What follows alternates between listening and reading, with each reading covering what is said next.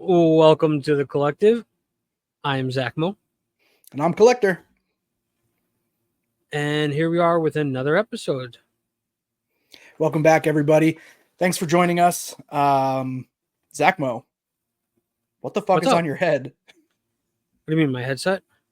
Yeah, your headset. What's up with your headset? What's under your headset? You mean my luscious golden Your, hair? your luscious locks. Can you show them off a little bit? They're pretty fantastic. Yeah, well, the freaking bangs keep going in my eyes. I can't see anything. Yeah, well, that's what happens when you get a bowl cut wig. Well, shout out to our good friends. We got 20 likes. So Thank you guys for 20 thumbs up for the bowl cut wig for Zack Mo. Shout out Jamie for being on the episode and giving us the idea. I've been here in the studio with Zack Mo for probably an hour. We've been testing random different pieces of equipment, trying to get some things to work. And Zack Mo's been wearing this bowl cut wig the entire time. I genuinely wish I could have shown you guys the range of emotions that I was fortunate enough to experience, but sadly, you're just gonna have to watch the whole episode to see if I can make him angry, maybe sad. You'll get to see all these reactions like I did, but in real time as well. I mean, I can start messing around with my PlayStation again and get real angry. I'm sure you could. How was your week in collecting, bro? So I've sort of like taken, I don't know, maybe like I feel like I've taken like 2 weeks off of collecting, really, of buying anything. I know I didn't buy last week. I don't think I bought the week before. I'm just kind of taking a break. No particular reason either. Just, I don't know, saving some money for the summer. I got a lot of stuff coming up that I need money for. You know, being an adult. Yeah, I mean, that's good self-control to have. Didn't you It's buy also that last week? I'm pretty sure you bought a Funko last week. I think I remember talking about this. no, that was like 2 or 3 weeks ago. It came in the mail. I already got it. I know. That's what I'm saying. It was well, maybe it was 2 weeks ago. It was like 3 weeks ago. All right. I bet you bought stuff and you don't remember. No, I don't think I did because none of the sets right now, I guess, really interest me. I got to stop buying Paldean Fates because everything I pull is a dupe now. And it's I so only tough on need, those big sets. Yeah, I mean, I think I need like, I don't know, give or take like 30 baby shinies left. I got all the SIRs, whatever you want to call them. Got all there. There's no art rares in that, right? No. I got 3, everything. But you get them in every other pack. Yeah, exactly. Yeah. Trio Palafin and the Palmy. Thank you.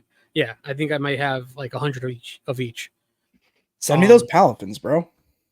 I already sent you all the Palafins I have. Every Palafin I pull is with you, and you just keep it. Yeah, that's true. I have a lot of Palafins. I need more Palafins. If you're listening to this and you're sitting on a mountain of Paldean Fates Palafins, I'm your guy. And the full art Pikachu from Celebrations. Send them in. No, so I really haven't done anything in a while.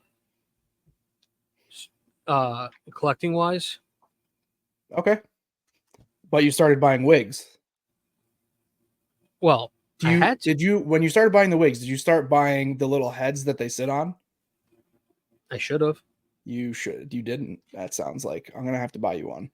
Well, I can put this on my Boba Fett helmet for now. That's an even better idea.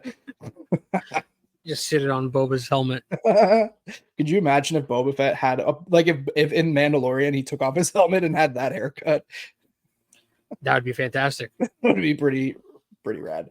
I mean, the show's already amazing. It'd be 10 times more amazing. I think just about anything can be made better by someone wearing that wig. Not me, of course, but someone that I'm interacting with or watching. No, I'll bring it on Sunday when we go to Collecticon. Yeah, wear it at con. I'm gonna make you wear it. No, you're wearing it at con, and you should wear it at MSG. But just like casual, like don't mention it, like don't cosplay it, just like that. Like it's just my look. It's just who I am. It came with a wig hairnet. Oh, right. In case you had hair and you wanted to switch it for that hair. Right. I don't have That's hair. A lofty, whoever designed that, that's like, ooh, the Pokeball showing over my hat. Whoever designed that really did not need to include the extra hairnet. I don't think people who can grow hair would choose that instead of their own hair. You don't know that. What if they I have like don't. alopecia? Right. Well, then there's someone who would the wig net would be handy for, There you go. but they And that's likely why would you get a they complimentary. likely would choose a different wig. You were the first sale that company's ever had on that wig. They had to cut a different wig into that shape to send it to you. I doubt it. This is, you can't really tell because I have the headset on, but this is a bob, like a real Karen bob. Got it. Okay. I thought it was a bowl cut, but you're right. I can't quite see the back portion of it. It's a real bob. All right. All right, Bob. All right. So yeah, that was my weekend collecting. Sounds Was it pretty very- uneventful, like an uneventful weekend collecting. Yeah, well, like I was saying, I only need like give or take 30 baby shinies to complete Valdane Fates. So I really got to stop buying that set. And there's nothing else out that really is catching my eye at the moment. So you're not on this Twilight Masquerade hype train. No. Man, this hype train is like unstoppable right now. I got maybe 2 of the cards that I wanted. Being the Arcanine Channy. Terran. First of all, it's Growlithe.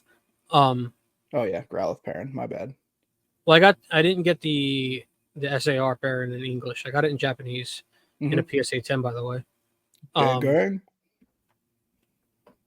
But I got the Chansey art rare. I wanted that.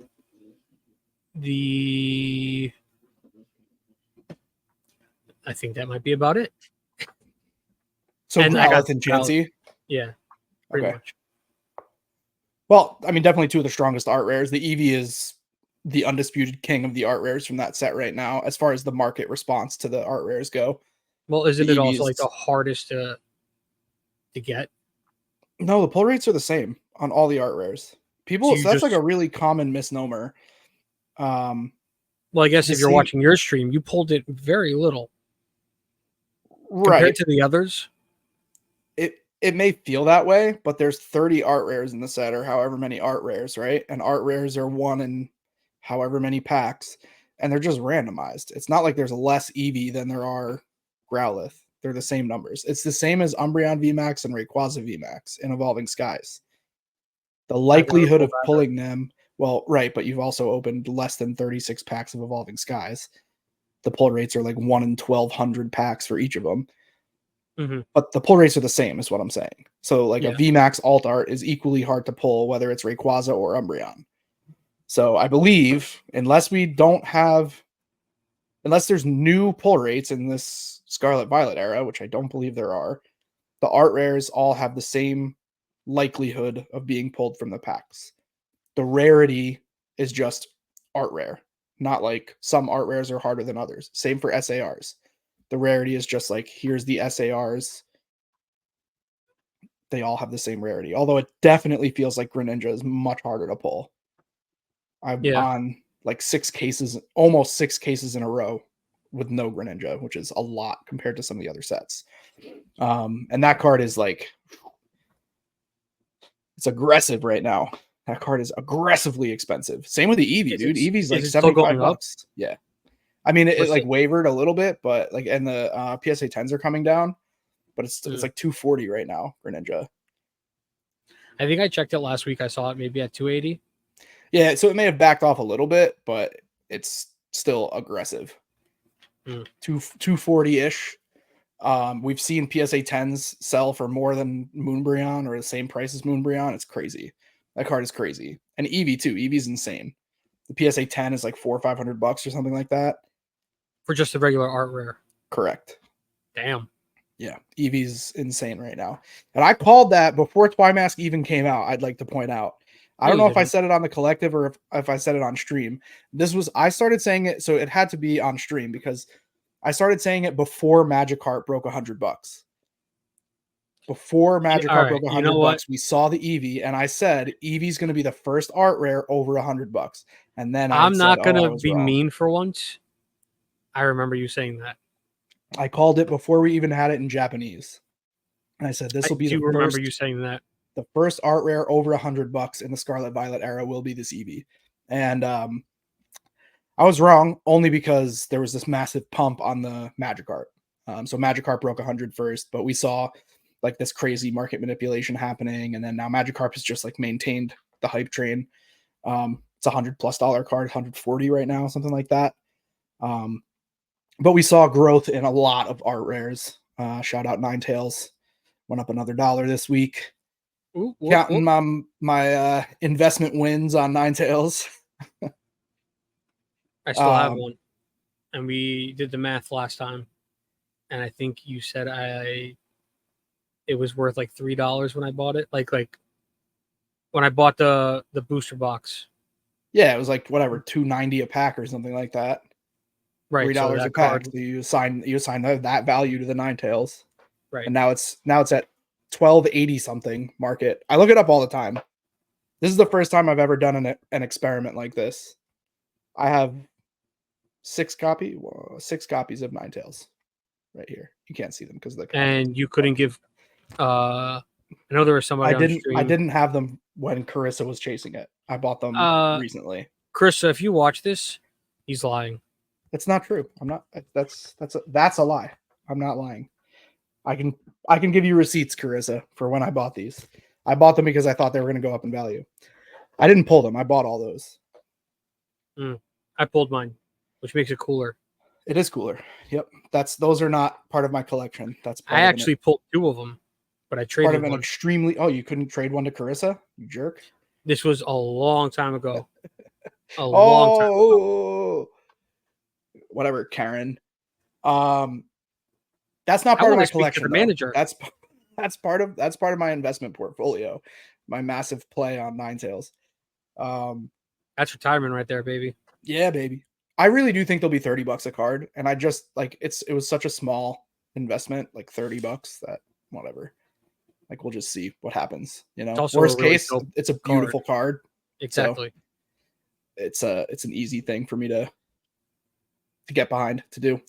I guess as far as like the market recap, like anything else market wise, there's the market is a little strange right now. Twilight has really taken the spotlight on a lot of things. Sword and Shield booster boxes backed off. There's been a lot of like restock. You know, we saw like a little bit of not restock, but like, yeah, I guess resupply. We saw a little bit of Brilliant Stars hit the market, a little bit of Lost Origin hit the market, and that buckles the prices a bit. But, you know, what we saw, I think, from Sword and Shield is that as soon as the availability is truly gone and we stop getting these small little resupplies, the growth on the boxes is limitless. Evolving Skies, we saw some super weird sales going on this last week on booster boxes. Very difficult to say if it's like market manipulation on Evolving Skies or what was going on. But if you look on TCG Player, you'll see sales for booster boxes at like 350, 500, like crazy low prices that don't make any sense. Oh, okay. That's low. Okay. I was going to say. So yeah, so what you can do, like obviously you like we've talked about market manipulation where people can buy every copy of a card and then jack the price up super high. Well, that's to raise the price on a card, right? If you have like a strong position in that card, that's why you would manipulate the market that way. The other thing you could do in theory to manipulate a market, if you don't have as strong a position as you want, is to try to manipulate the market down. I love this hair. Yeah, I knew you were agitating you. It's in my freaking eyes. You can so you. Oh my god, the wings! You can manipulate a market down by dumping however many boxes at a low price, and then that could create FOMO like the other way, where people are like, "Oh my god, it's dropping! I need to sell Evolving right now. I'm going to sell it for $450 so I can get out of this and not lose all my money. I don't want to lose my shirt." Everybody starts dumping Evolving Skies, and the person who started this trend sits back and buys it all and says, "Okay, well, guess what? Now it's $1,000 a box because I own all of it." So that's capitalism. That's one of the ways to manipulate markets. So who knows if that's what we saw? I mean, it was like 4 or 5 sales on TCG Player, right? It's a very limited window, but it's one of the things that we all look at for reliable pricing on Evolving Skies or anything really. But other things I think shaking and moving in the market, not much. I think what we're seeing right now is this weird stagnation period that happens when out of the initial hype cycle of a new set and close to the next new set. So we have Shrouded Fable dropping, and there's a lot of hype around Stellar Crown. So basically between now and Shrouded Fable, we'll see like stabilization, I think, of some of the art rares. So with the glasses is better. For those of you that are just listening, now he has donned some glasses. And apologies for those of you listening. He's also wearing a platinum blonde. What color is it? Someone said it wasn't platinum blonde. I don't know what color it is. It's an Alolan Dug Trio blonde bob wig. If you didn't figure that out, it's just a 10 out of 10. You should stop listening on Spotify and go check us out on YouTube just for this one episode. Oh, there it is. There's the sticker that inspired. We'll have to put like a picture up at the end of that. I'll send you a PNG file. That's good. What was I even saying? I'm so distracted. I could just stare at that for an hour. This is so gratifying. This is way better than me having to buy you a hot dog. What was the other thing that I had to do? Oh, buying you the slab. Yeah, the Growlithe. Yeah, this is way better than both of those. Was it worth it? Buying you the slab and having to buy you a hot dog? I don't think those were precursors to this. I didn't even put you up to this. I don't know how this happened. Put me up to it. You mentioned it. Love it. Did you make the original sticker design too of yourself, or did Haley do that? No, I did that. Okay. Well, I love it. Because I don't remember exactly. You said. I think no. I know. I remember Haley. No. This is what happened. During stream, you told everybody to post the pictures of them with that hairstyle, like with blonde hair or something like that. So I naturally cropped my face onto the Wugtrio. Got it. And sent it in. And then I had Haley and like resize it and make it an emote for chat. Right. That's what happened. So that's an available emote for chat. If you subscribe to the Collectors Club on TikTok. Get to send them my face. Yeah. I guess the only other thing that's like notable in the market, Fusion Strike Poke Center exclusive ETBs finally sold out on the Pokemon Center website. So if you have those and you're waiting for your position to increase so you can offload them, keep your eyes on the market because they're probably going to start to move in the next month or so now that they are no longer available on the Pokemon Center website. If you're looking to purchase Pokemon Center ETBs from Sword and Shield, there are still a few available, but Fusion Strike did officially sell out on the US Poke Center website.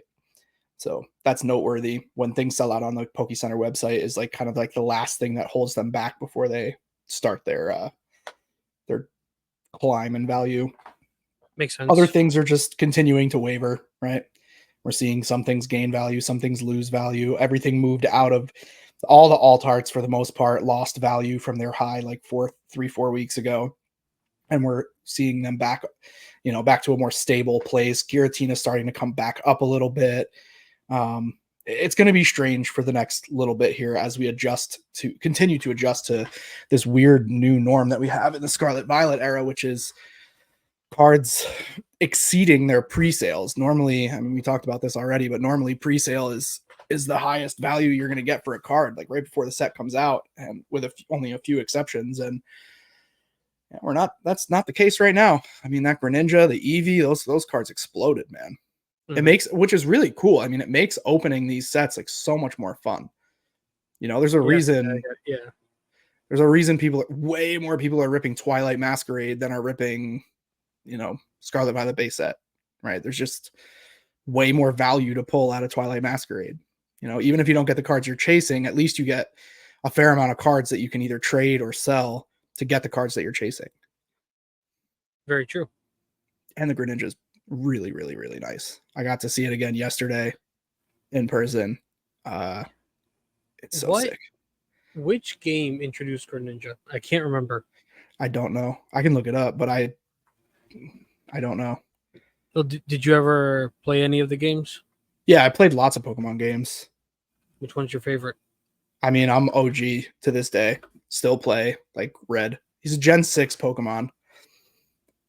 Gen 6. What were the other starters? Froakie. Is Uh, that yeah, Fennekin? Fennekin, Froakie, and Chessman. I don't think I played a lot of Gen 6. No, definitely not. But Greninja is one of the few Pokemon that can beat Charizard in terms of popularity. There were a few years where Greninja beat Charizard in like a national vote or something on who the best or most popular Pokemon was. I don't get it. Well, I mean, so you were older. Like, if you were just getting into Well, I Pokemon and mean, not Greninja was even your starter, and your other options were Chestnut or Frogadier or no, Delphox. yeah, Delphox. No contest. What are you talking about? Delphox had a magical wand. No contest. Okay. But even I'm not I mean, even if we're talking not OG, just like in general, I don't see the appeal of Greninja. I do. I think Greninja's a really cool Pokemon. He's got Just not like, I don't know, really dark energy about him. Like a lot of the artwork surrounding Greninja.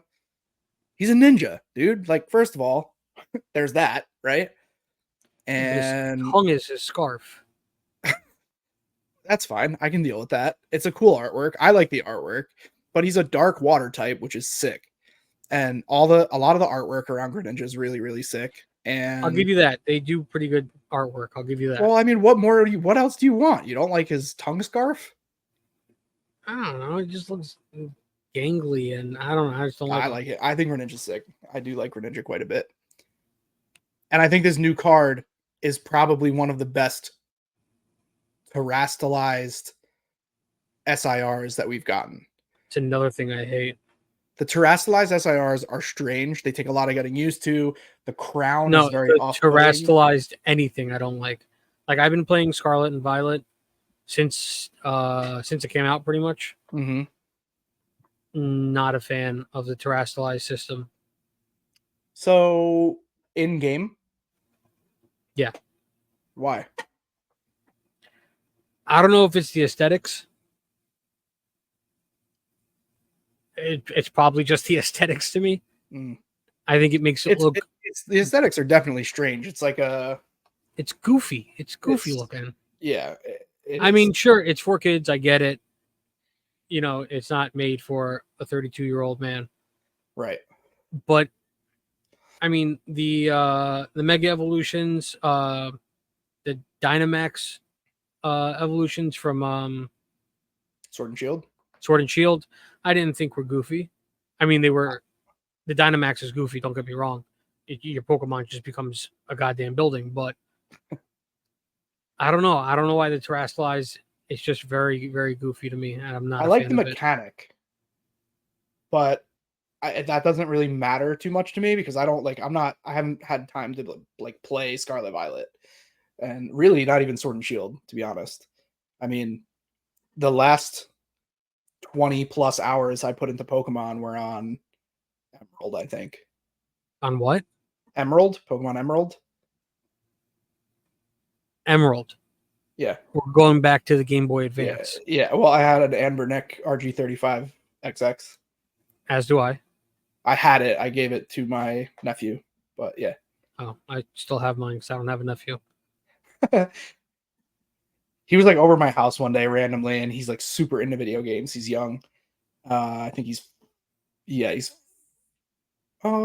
5 or 6. I can't remember if he turned 6 yet or not, but he is super into video games, and he plays like tons of Minecraft. He's exceptional at video games. His video game skill set like blows my mind.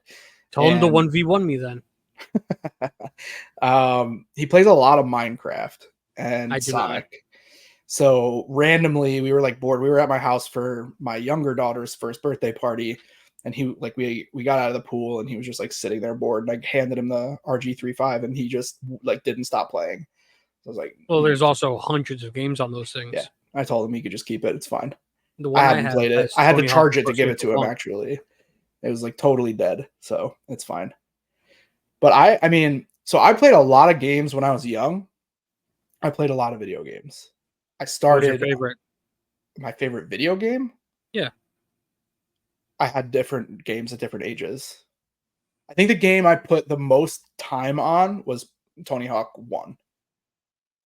Still to this day, I think that game, it's probably, I don't know if that's true. I think I so I okay. I probably put more time into Grand Theft Auto, but Which one? it was as a collection. You know what I mean? Like if we're talking about one single game that I played more than any other game, it was It Tony was Hawk's Tony Pro Skater Hawk. 1. Nope, only one. Now I played Pro Skater 2. I played Underground. I played 4 a lot. I think I missed 3 for some reason. What 3 was was 3 dope. I called? like 3. It was called 3. Okay, so I think I missed that entirely, but I did play Underground. And then there was Underground 2. And I think I played Underground 2 as well. And then after that, there was like a departure to a game that had a board, right? You're right. What I was did that not called? play that one. But then Skate came out, and I never Skate. played Tony Hawk again Yeah, until me they neither. remastered Tony Hawk, which I then replayed and went all the way I through. didn't even play it then. Once I I did. found Skate, the mechanics on Skate were top Significantly notch. better. Yeah, Significantly better. So I played Skate pretty hardcore for a long time, but I still think to this day, like I'm thinking back, I literally would have blisters on my thumb from the N64 controller playing Tony Hawk. I mean, I would yeah, beat the game with no cheats and go back and then beat it with cheats and then go back and beat it with no cheats. Like I just played that game non-stop when I was a kid. me too. Me too. That But was a good one. I mean, prior to that, I had other consoles. I played video game. I had NES, I had Sega Genesis, and then I had N64. Dude, now that I'm thinking about it, do you have GameCube? Actually, no.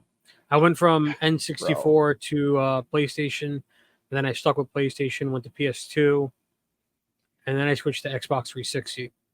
So I was similar, but GameCube instead of PlayStation, and then PS2, and then 360.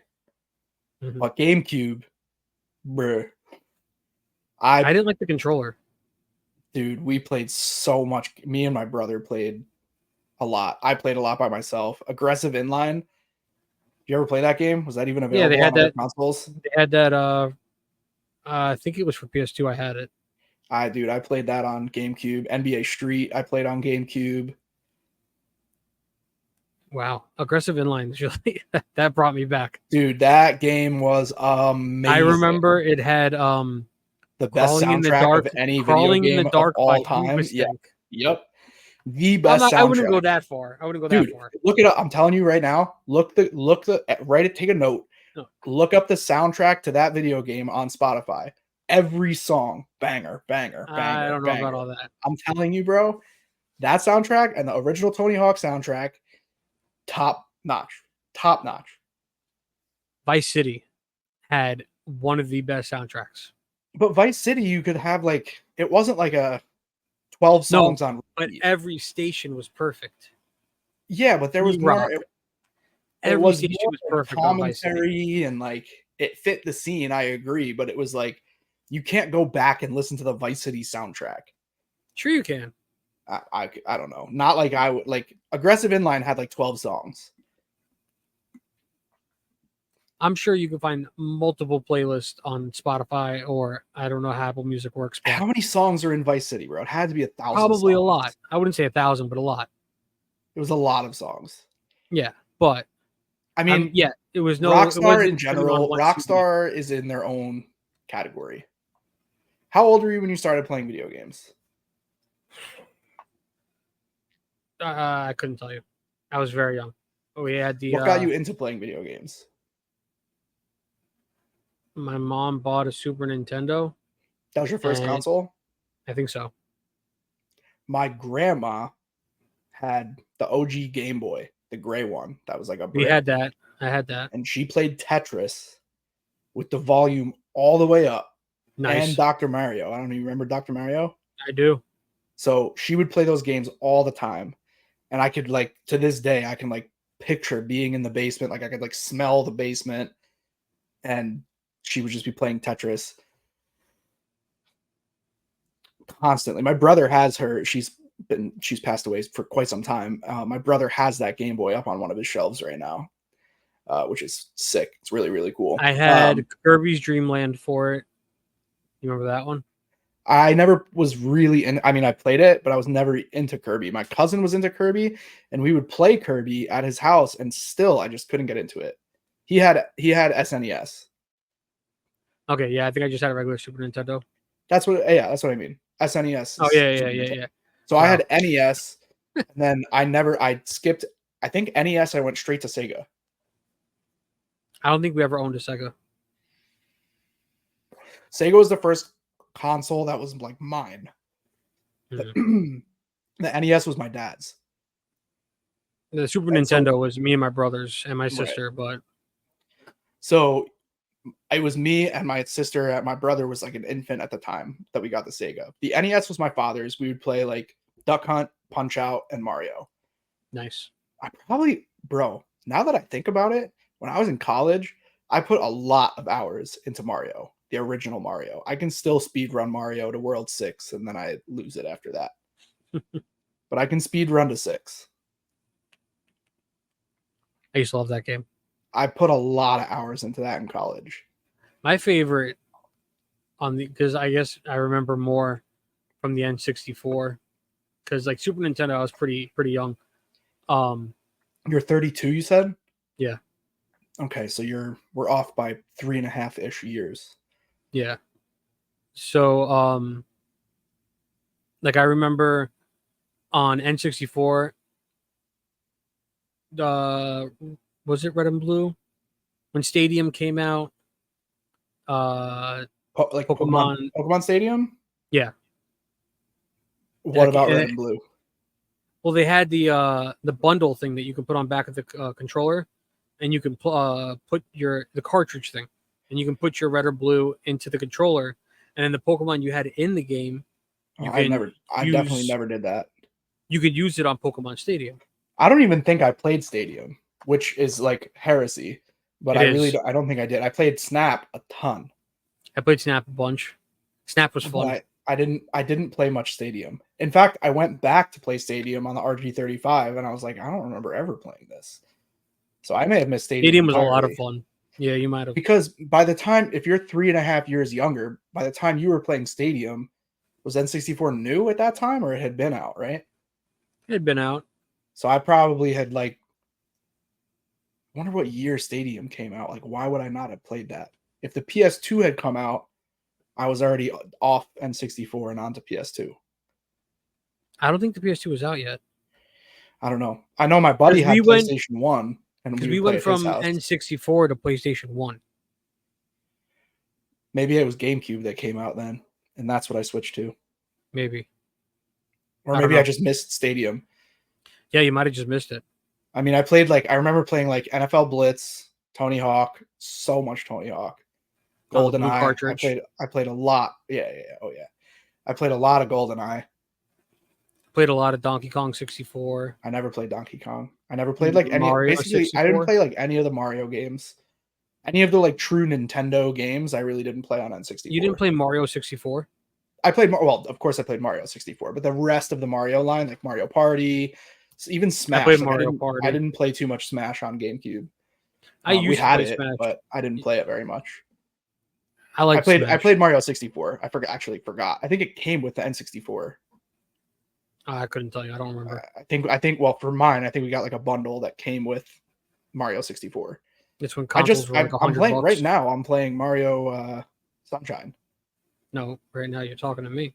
Well, the game that I'm currently playing through is Mario Sunshine. The game I currently am playing, we all know, is a wonderful little number called Red Dead Redemption 2. I feel like we're skipping too far. I think we need to hold our horses and continue through the conversation before we get to RDR2. So PS2 came out. I bought Vice City. That was my first Grand Theft Auto game. No, I think 3. I played GTA 3 on a friend's computer. No, yeah, 3 came out. Vice City. and then Vice City. Mm-hmm. I loved Vice City. It Yep. changed me. Yep. What else did I play on PlayStation 2? All the Tony Hawk's, Guitar Hero. Dude, I forgot about that. Yeah, we had Guitar Hero and Rock Band. My Guitar brother and Hero I was are both musicians, and so yeah, my brother was like so I'm like a jack of all trades, ace of none kind of guy. My brother gets like savant level good at stuff that he really likes. Mhm. And Guitar Hero is one of those things. He's like he could like beat whatever song on expert mode. You know, I got was the like, first song I ever beat on Expert was Mother by Danzig. that's a good song. It's a solid song. It's a very easy song to play on Expert. I don't know. I don't think I played any of them on expert. Mhm. But I played Guitar Hero Loser. forever, bro. I played Guitar Hero like in college. We were still playing Guitar Hero. So me and my friends used to get 40s from the store. We were underage. And then we'd go back to my house, drink some oldie, foudies, and play Rock Band and get wasted while playing Rock Band. It was awesome. And I miss those days oh so much. We never did that with 40s. The only thing we ever did with 40s was called Eddie 40 hands, and I feel like this is a very strange thing. You know what it is? Oh, good. Of course. I was gonna say it's a Jersey thing, but you're in New York, so Duct maybe. tape the 40 to your hands. And my buddy got a little too inebriated, and he clapped him and ended up in the hospital. Now I had a friend, and she decided to play for Loco Hands. That was a night. Let me tell you. So I guess real quick for people who don't know, Eddie 40 hands. I can't believe you know what that is. I guess this is like a thing. You'd get two old English 40s and duct tape the 40 to your hand, and you couldn't untape. It didn't have to be oldie. It could be Budweiser. Well, that's you just get a 40-ounce. Whatever. You get a 40, and you would duct tape them to your hands. You couldn't take them off until you finished them. Right. That was at least how I remembered it. But that's how I remembered it. Anyway, my buddy got too drunk and smashed the bottles together and cut his hands. If this video gets 100 likes on YouTube, I will play Eddie 40 hands next week's episode. But it has to be 100. 100 thumbs up. You heard it here first, bro. Zack Mo's going to be playing Eddie 40 hands. That's pretty awesome. That would be a hell of an episode. All right, so we're like already at the point where we're doing degenerate shit. So we can fast forward through like GameCube, right? At this point, you have a 360, I'm assuming. Right, and then with the 360 came Call of Duties for me. COD is where I switched to also. Were you a Halo player, or did you go pretty much straight to COD? I bought Halo 3 because all my friends were playing it at the time. Mm-hmm. I didn't like it as much as COD. I enjoyed it a bit, but I much preferred Call of Duty. You were playing Modern Warfare? No. So when I got Assault? when I got into Call of Duty, I was playing World at War. Oh wow! Which is one that came after. That was on. I played that on PC. World at War. Yeah, that was on Xbox. It was Modern Warfare was the big hit. Allied Assault was Medal of Honor. Now that I'm rethinking, Medal of Honor, I also used to play.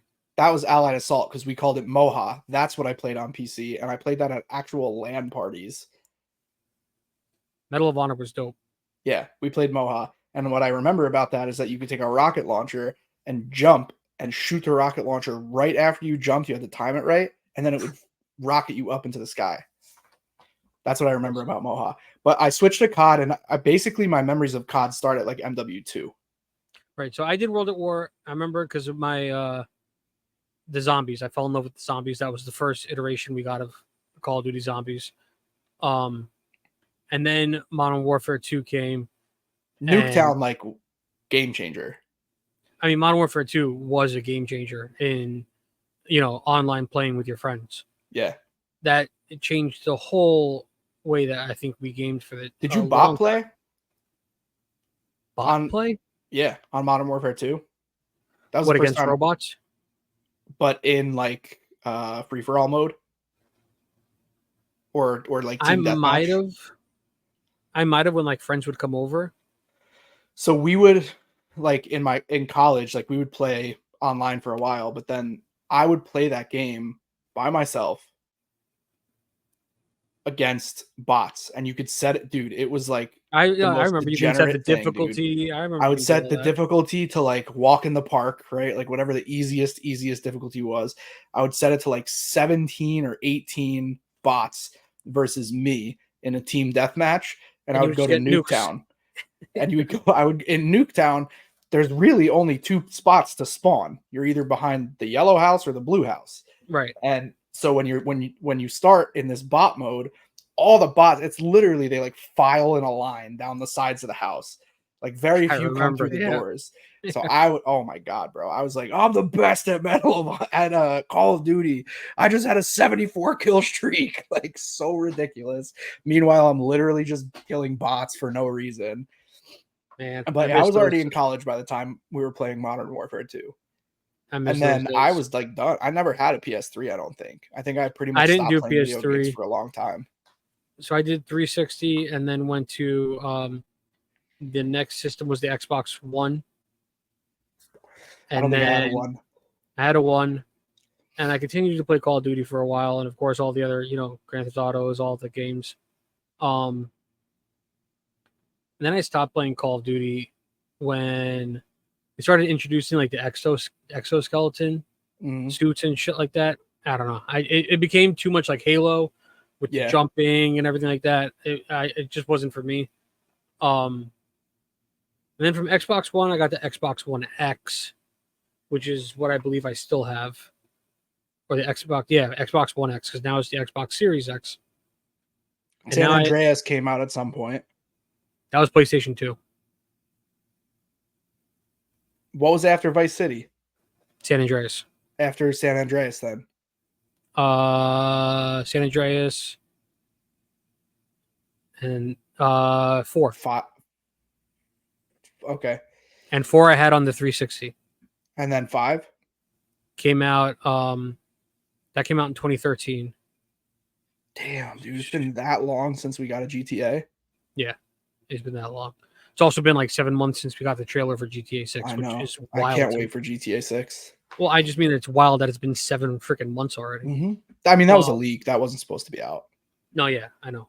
But yeah, no, that came out in 2013. All right, real quick pause on the time frame because I feel like we're about to get into RDR2. Back it up, Nintendo Wii.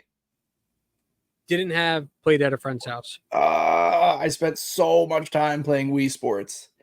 Yeah, that's all we played at my friend's house. Oh my god! Did they even make any other games for the Nintendo Wii? If they did, there was they a shouldn't lot have. of games for the It Nintendo Wii. That was a Wii Sports playing console. That was it. Yeah, I mean that's all we played on it. That's all we played. 40s and Wii Sports. So fun. Yeah, dude. So much golfing. I don't know why we all played so much golf on Wii Sports. We at did college. we did the bowling all the time. Bowling, we did a lot of bowling too, of course. You remember the bowling hack? I think you could hit like the 100, how to like get a strike on the 100 pin.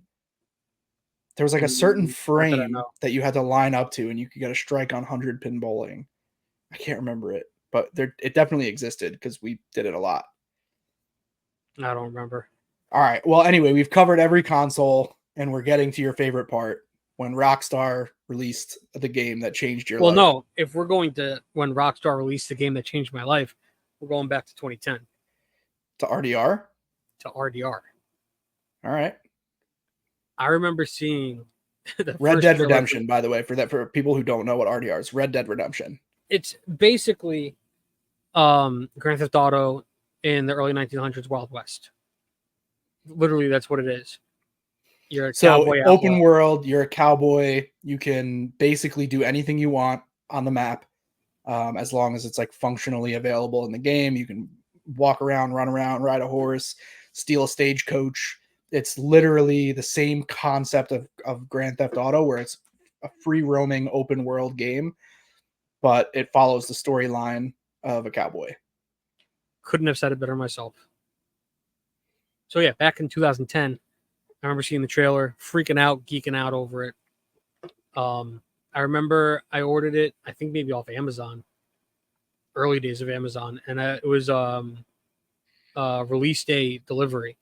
And I'm sitting on the stoop with my buddies waiting for the UPS driver. UPS driver pulls up and goes, "What is this, a porno? You all just sitting here waiting?"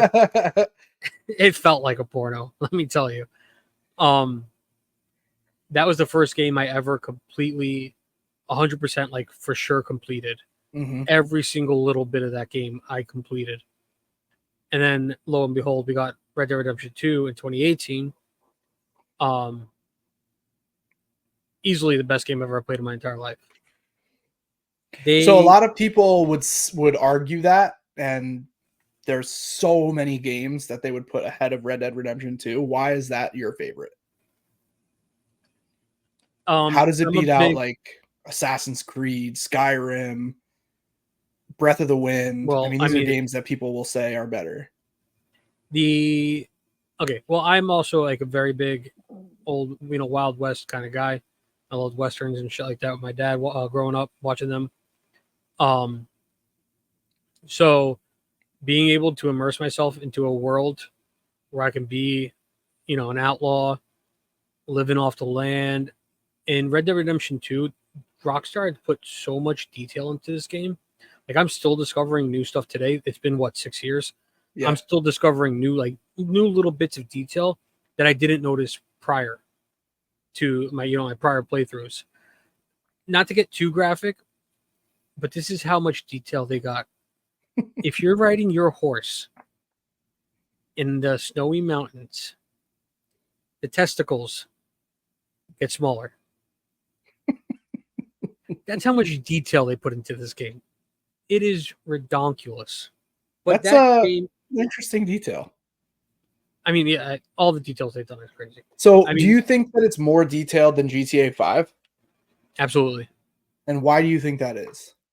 Because they had more time to work on it. It came out 5 Interesting. years after GTA 5. So my assumption is GTA 6 is going to be absolutely insane. Yeah. Knowing what they did with Red Dead Redemption 2, being on the the newer consoles, and Red Dead Redemption 2 came out PS4, Xbox One X era. So right now we're in the newer generation with the PS5 and the Xbox Mm-hmm. Series X and S. GTA 6 is going to be absolutely fucking insane. But what are you going to say? I'm planning on taking 2 weeks off Oh, when I'm GTA quitting my 6 comes job. out. Yeah, I'm quitting my job. Yeah, So going I'll back be to buying whatever. Like, it depends on when we get it. Like, that's another one of the reasons I'm hesitant to buy a PS5. I heard rumor yeah. that they may be waiting for next gen consoles. Right. Wouldn't surprise me. So if we get PlayStation 6 when GTA 6 comes out, I will absolutely be buying both at the same time, and Well, they're going to have nobody graphics. will hear from me for 2 weeks. I'll probably buy a new TV to put in this office so that I can just lock the door and be in here for 2 weeks. I mean, If they'll my still wife is probably listening come to out this on PlayStation podcast, 5. I promise I'll help with housework. I'll make sure of it. There will be no podcast that week. There will be nothing but GTA. Yeah. Going back to why RDR2 is my favorite though. So not even just the small amounts of detail. That game had one of the best stories I've ever played through in a video game. I've seen many of people, including myself, full men with tears in their eyes at the end of that game. It No is a spoilers. I haven't nope. played through I'm RDR2. not saying any I'm spoilers. not even through RDR. But you're definitely, I mean, I know you're definitely passionate about the game. I mean, you're like a collector of RDR2 things, I got a poster behind you got me. a poster of it. You got Yeah. a lot of, it's a big part of your life. And I think that's, speaks to the game. I think that I agree that from what I've seen anyway, it's way more detailed than GTA 5. I actually didn't realize how separated the releases were. Mm-hmm. I assumed that because there were less AI is not the right word. Like bots, but Technology. that's also not the right word. There were less things interacting with the map in the Red Dead games than there were in Grand Theft Auto games. Like in Grand Theft Auto, there were cars everywhere, there were people everywhere. There Yeah. were so many things to trigger the next series of events. In Red Dead, it feels like everything's just like stretched out. There's more space for these fine details. So another thing I picked up on the other day I was playing, this is just a thing about the detail. I had robbed a train on the very north of the map. I rode the train to the very north, went into a tunnel, and robbed it. I didn't know the name of the location I was in. An hour later, I'm playing the game still, and I'm down in like the very south of the game, of the map, and I hear an NPC say to somebody else, "Did you see they robbed another train up at Glacier Pass?" And in game, this was probably like, I don't know, 2 or 3 days in game later. And I was like, was that the train I just robbed? And it was exactly where I just, so like the little things like that, I think are incredible. That like you'll Yeah, just hear that. Like I wasn't interacting with the NPC. I just heard the NPC talking to another NPC, right. and they're talking about the train that I robbed, That was the word I was looking for too. NPC. which stands for a non-playable character. Right. If anybody There's was so worried. many more NPCs in Grand Theft Auto than there are in Red Dead. At least Yeah, yeah. I feel like, and not maybe not. Maybe that's not necessarily true, but in a lot of parts of the maps in Grand It's Theft more Auto, dense. No, yeah, it's more it is. dense. Yeah. I get what you're saying. All right, so I'm excited for GTA 6, and I really don't play too many other games. We have a Switch in this house, and that's basically it. That's why I'm playing Sunshine right now. I Oh, have a my Switch. daughter's crying. Sorry if you can hear that. Couldn't hear it. I Okay, thought it was you. I can hear her, which means people on the podcast might be able to hear her too. I have a Switch, PS5, Xbox One X. I'm not going to buy another Xbox because I think they're going to start phasing out consoles. I actually, that's funny that we're talking about it today. I saw Amazon is offering a bundle of an Xbox controller, um, Game Pass monthly subscription, and a Fire Stick. So I think Microsoft is starting to phase out consoles. And They've move to moved to other platforms. I think they're going to try to um, have Microsoft games on PlayStation because Microsoft has a very, very good catalog of games, but their consoles are always outdone by PlayStation consoles. I don't think. I don't think they've ever made a profit on console sales. how have they not made a profit on a console sale? I may be using the wrong terminology, but I don't think that they've ever had like a gross profit from it. I remember reading this months ago. That they never. Okay, yeah, I don't think they ever break or. Pardon me. Maybe not profit, but I think they just break even on their console sales. That's really interesting. I didn't know that. That's like how Amazon reported in the red for so many years. I mean, obviously they were making a fortune, but they reported in the red. It's interesting. I wonder if something similar was happening with console. The technology is so expensive to run these high-end consoles and produce these high-end consoles. I think they were just breaking even and trying to keep up with the the price value maybe. So PlayStation has always outdone them in console sales. So I believe that they're going to start phasing it out, and I think they're going to start putting Microsoft games. So you're going to see maybe, possibly, don't I'm not saying it's 100% going to happen, but you may be seeing new Halo games, Gears games coming out on PlayStation, or maybe they'll be exclusive to like the Amazon. I forget what their gaming thing is called, but it may be exclusive to that. That's interesting. We're all going to need better televisions. Good thing my television is Amazon built in.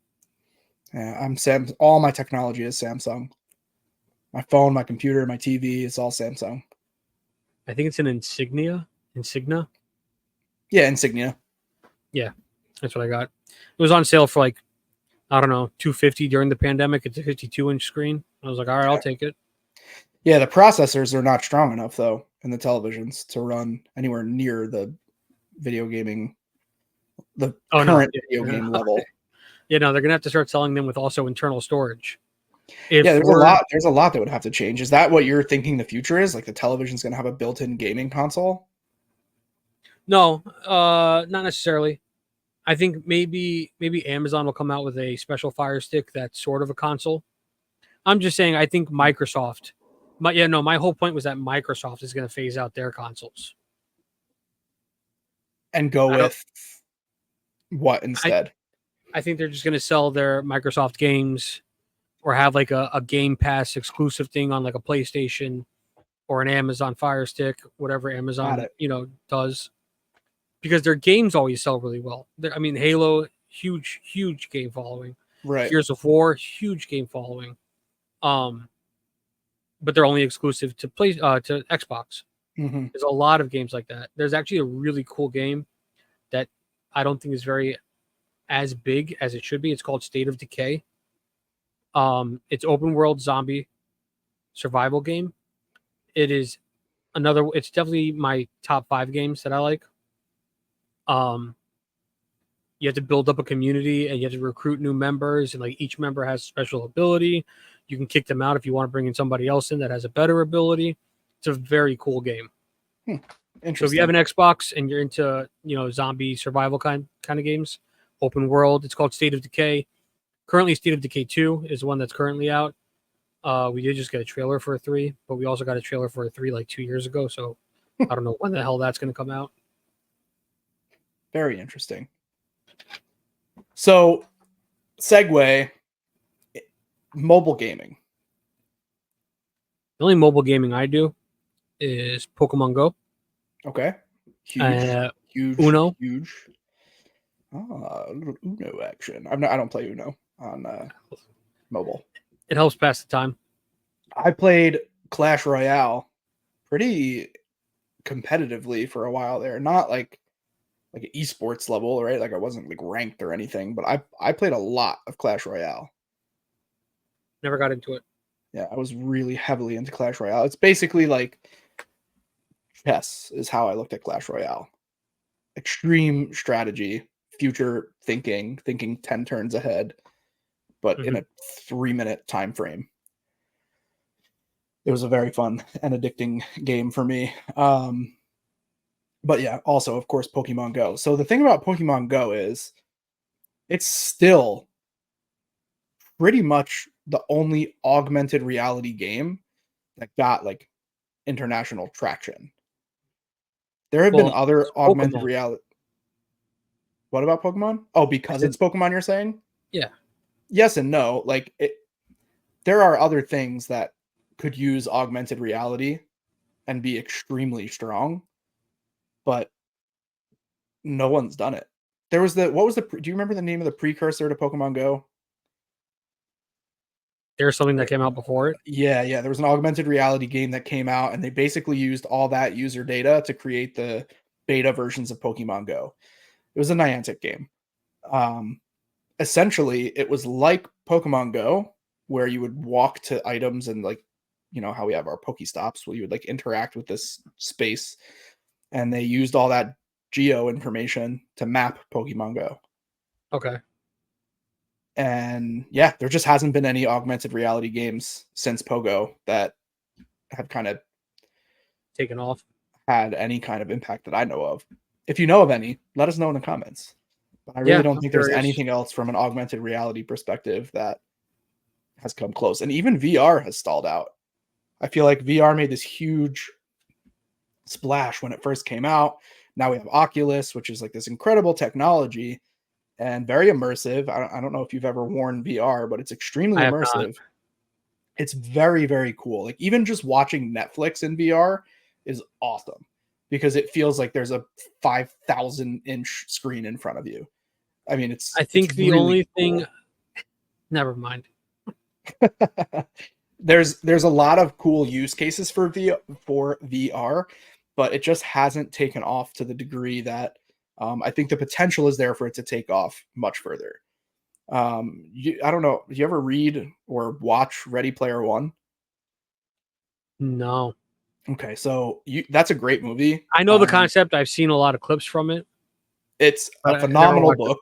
I read the book when I was younger, and then the movie came out, and I saw the movie. It was a pretty decent adaptation of the book.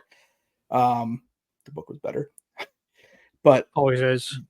That is a potential future for gaming. Like what happens in that game where everybody is just immersed in this VR universe. Like I could see that happening if they colloquially, right? Like the people that design video games can figure out a way to make a strong enough use case for VR that we're willing to sacrifice our outside world. That's what hasn't happened yet. Hopefully it Right. doesn't. Well, I wouldn't mind having something that immersive for Yeah, a think period of about the time. impact that will have on society. Huge. Yeah, absolutely. But video games, they've been saying that since the beginning of video games. Yeah, but that's a little different in my opinion. Yeah, well, we're always scared of the future, right? We're always scared of what we don't know. I think Sure. having something that could be immersive and whatever, just set a time limit on it. You can't be in a lobby for more than 30 minutes, or however long. Okay.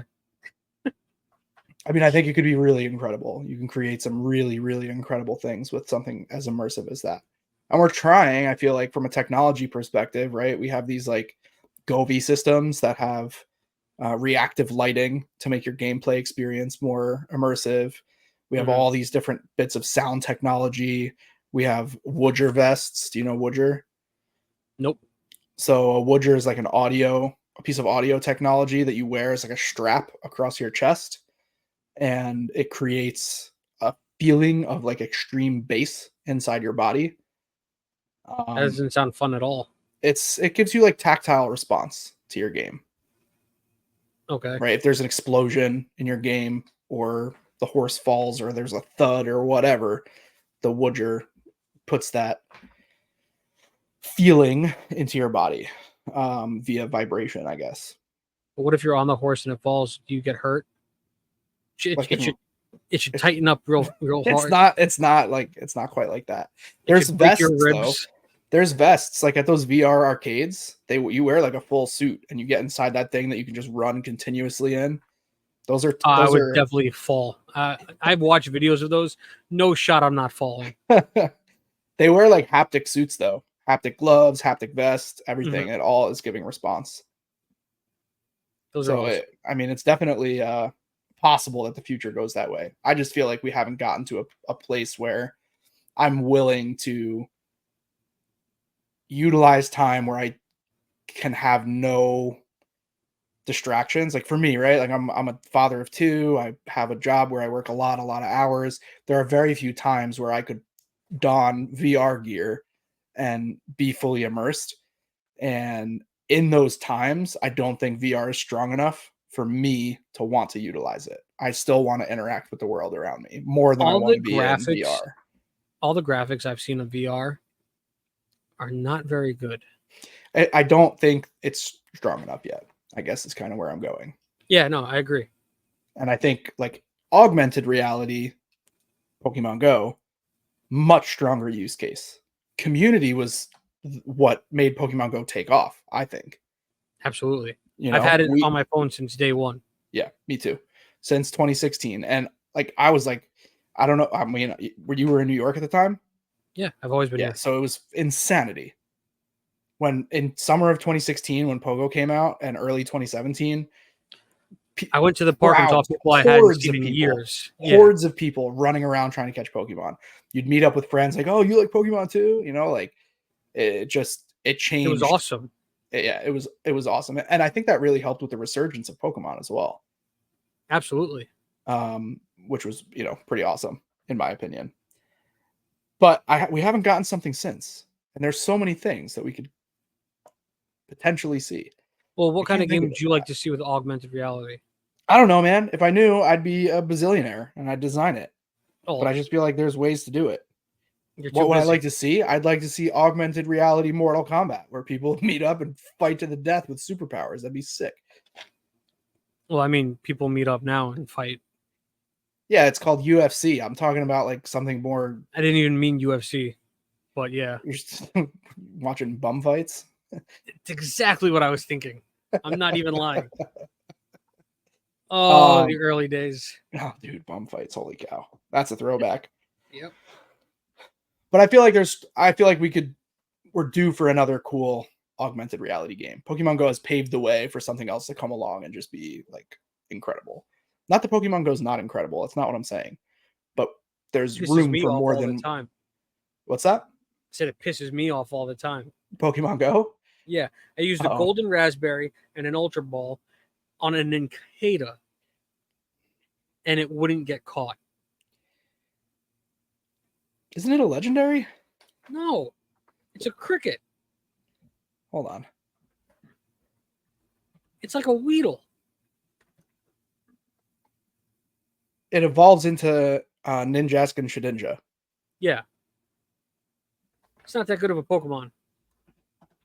It shouldn't take that much to catch it. Shedinja is a rare stage 1 grass type from Legends Awakened. I know what it is. I have it. But a Nincada should not take. It's an evolutionary byproduct of Nincada's evolution. So it's a complicated. But right, Pokemon. Shedinja is stage 1, so I think that might have something to do with the catch rate on Nincada. That's why I'm looking it up. So obviously, like, Nincada itself is not a legendary, but I think maybe because it has to do with Shedinja. No, it shouldn't take that much. Piss me off. Sometimes they're just not meant to be caught. Sometimes you just have to Bite the stop bullet. fighting the fight and just let them run. No, never. Could have used your Master Ball. Why would I do that? I'm saving that for a shiny Shuckle. Ooh, shiny Shuckle, huh? Is that your favorite shiny? No, I just love Shuckle. Okay. Favorite shiny Hilarious. is? I don't want to be cliche and say Charizard. Charizard is a great shiny. It really is. What's my favorite shiny? It's probably Charizard. Yeah, I think I'm gonna go with Charizard. It's definitely not Gengar. Gengar's shiny is weak until you get to Mega Gengar. Yeah, and that's okay, I'll give you that. I'll give you that. Huge Gengar fan. It but is Mega Gengar weakest. is no, it's not the weakest. Pikachu's the weakest. No. Pikachu's arguably the strongest Pokemon we have as far as recognition of the game. Right? Well, Everybody yeah. who knows Pokemon knows Pikachu. And has But the Gengar weakest, shiny is no. It's it like has the weakest differentiation. Or at the same as Gengar. Does. They're the same. No, Gengar is weaker. Pikachu is a more golden. It goes from yellow to like a goldener, like a golden. Barely. You're only saying that because you want to try to prove that Gengar's is weaker. No, I'm actually not. Nah, they're really not. They're both extremely weak. I agree with you. But Gengar is weaker. Gengar is not the weakest shiny. I don't think. It's weaker than Pikachu. Google says the worst. Oh wow, look at that. The first article that comes up. What do you think the top picture is? Gengar. Pikachu. What's second? Bidoof. Well, it's also you tell the internet to leave identical. Bidoof alone. Yeah. All right, so number 20 is Blissey, which is true. Blissey's terrible. Munchlax, also a terrible shiny. Farfetch'd, also a terrible shiny.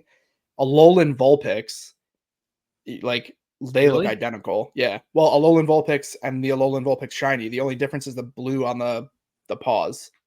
Changed to like a more silvery blue. Flabebe is on the list, which I disagree with. Flabebe is not blue, but it is in the shiny, the color of its like leg portion. Scyther is on the list. I don't know. Vanpee, I don't even really know Vanpee's shiny. Beartick, I think Beartick's way more blue in the shiny. Bidoof. Glaceon. Huh. Really? Yeah. Elekid, I could see that. Herdier. Who cares about Herdier in the first place? Venusaur. What? Venusaur has a dope shiny. Does it though? I think so. They remove all the red from him. I think it looks sick. Turn him into like a chartreuse color and take any of the red out other than the red. I don't like Blastoises. Jigglypuff, that's a terrible one. And Wigglytuff.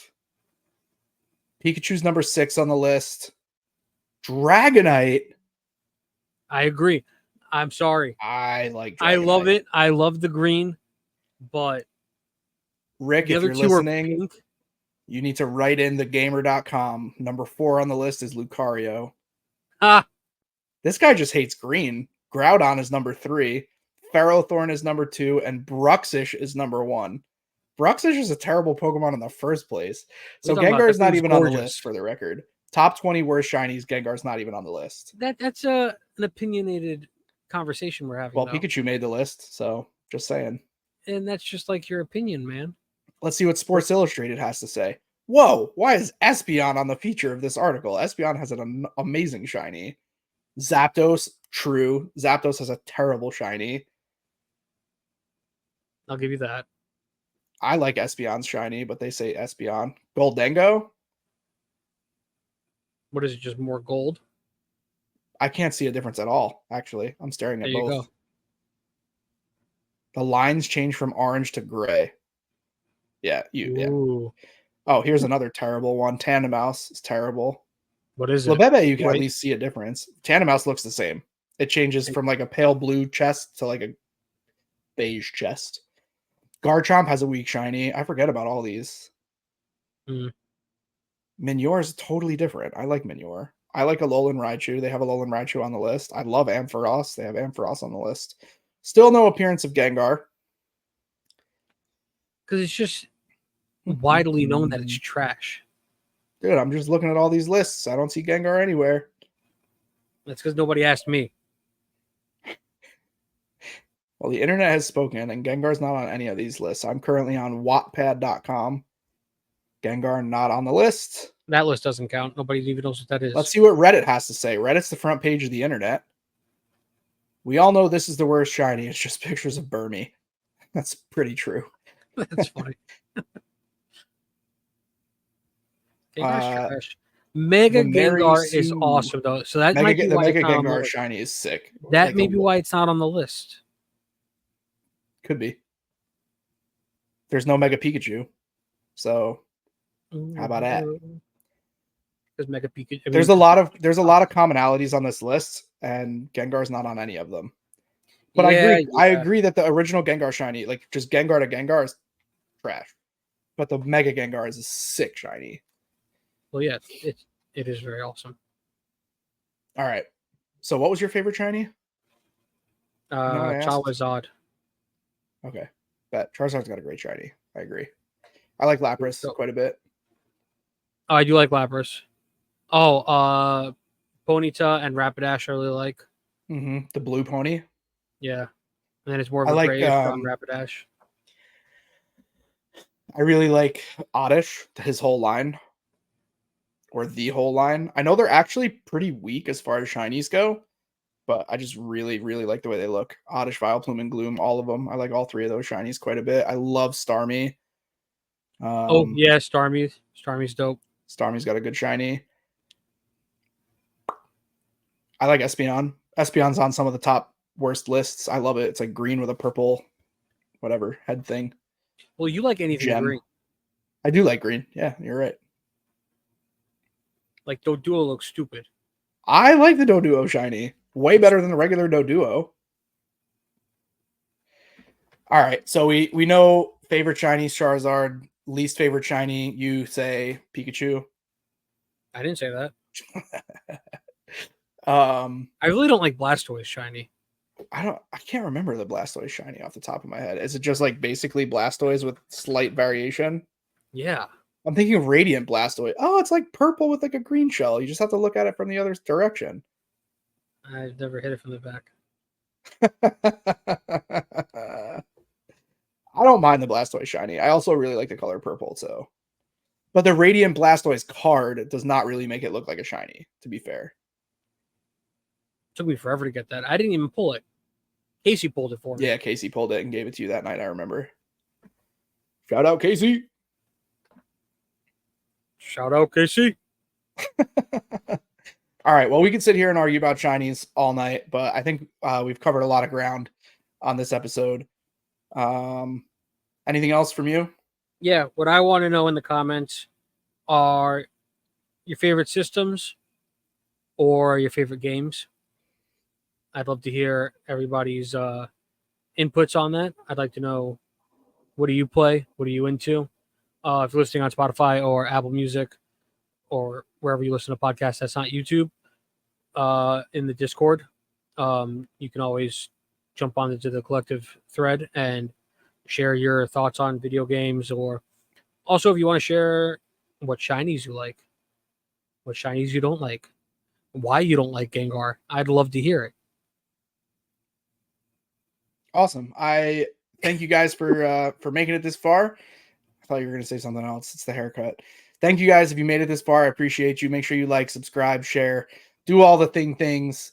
I've been collector_MCB. I've been Zack Mo Martin. Follow me on TikTok so I can go live and stream my video games with you guys. And we will see you guys on the next episode. Bye. Bye.